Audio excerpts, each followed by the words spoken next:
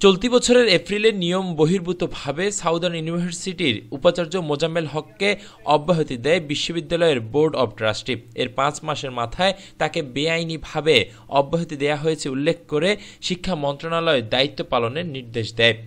শিক্ষা মন্ত্রণালয় সেই আদেশের বিরুদ্ধে রিট করেন বোর্ড অব ট্রাস্টির বিতর্কিত সদস্য সচিব সরওয়ার জাহান। সেই রিটের প্রেক্ষিতে উচ্চ আদালত শিক্ষা মন্ত্রণালয়ের আদেশ স্থগিত করে। সেই আদেশকে চ্যালেঞ্জ করে অব্যাহতিপ্রাপ্ত উপাচার্য মোজাম্মেল হক উচ্চ আদালতের আপিল বিভাগে পিটিশন দায়ের করলে ৩ মাসের জন্য পূর্বের আদেশ স্থগিত করেন চেম্বার আদালত।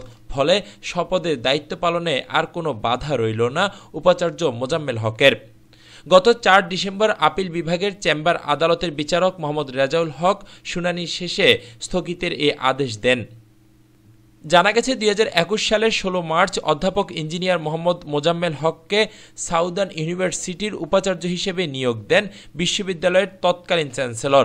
দায়িত্ব নেওয়ার পর সার্টিফিকেট বাণিজ্য সহ নানা অনিয়ম খুঁজে পান তিনি। এসব নিয়ে কথা বলায় চলতি বছরের ২০ এপ্রিল নিয়ম বহির্ভূতভাবে মোজাম্মেল হককে অব্যাহতি দেয় বোর্ড অব ট্রাস্টি।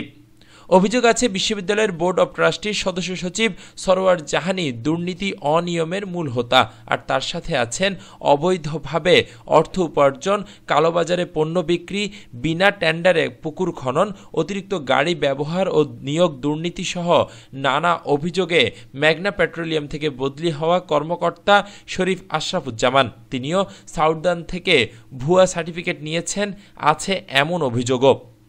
দুর্নীতির ঘোমর ফাঁস হলে ফেঁসে যাওয়ার ভয়ে সরওয়ার জাহান তড়িঘড়ি করে ভিসি মোজাম্মেল হককে অব্যাহতি দিয়েছিলেন।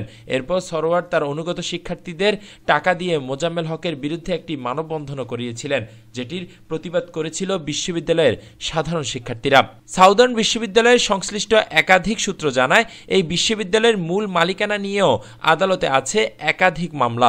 মূলত উচ্চ আদালতের রিটের উপর ভিত্তি করেই চলছে এই বেসরকারি শিক্ষা প্রতিষ্ঠানটি, যা শিক্ষার্থীদের ভবিষ্যতের জন্য হুমকি স্বরূপ। শুধু তাই নয়, এইচএসসি ও সমমান পরীক্ষায় উত্তীর্ণ শিক্ষার্থীদের চট্টগ্রামের সাউদার্ন ইউনিভার্সিটিতে ভর্তির বিষয়ে সতর্ক করেছে খোদ বিশ্ববিদ্যালয় মঞ্জুরি কমিশন।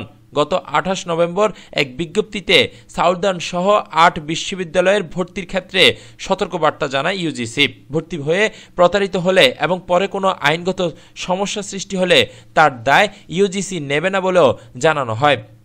সাউদার্ন ইউনিভার্সিটির আওয়ামী ঘনিষ্ঠ ট্রাস্টি বোর্ডের সদস্য হিসেবে রয়েছেন মীর আব্দুস সালাম। তিনি চট্টগ্রামের এস আলমের গাড়িকাণ্ডের মূল হোতা। এছাড়াও আছেন সাবেক ভূমিমন্ত্রী সাইফুজ্জামান চৌধুরী জাবেদ, নগর আওয়ামী লীগের কোষাধ্যক্ষ সাবেক সংসদ সদস্য আব্দুস সালাম, ঋণখেলাপি মামলার অন্যতম আসামি মোস্তফা গ্রুপের পরিচালক শফিক উদ্দিন এবং জাহান আলমগীর। এসব বিষয়ে জানতে ট্রাস্টি বোর্ডের সদস্য সচিব সরওয়ার জাহানের মুঠোফোনে যোগাযোগ করা হলেও তিনি সংযোগ তোলেননি। উত্তর পাওয়া যায়নি তার ব্যবহৃত হোয়াটসঅ্যাপ নম্বরে খুদে বার্তা পাঠিয়েও।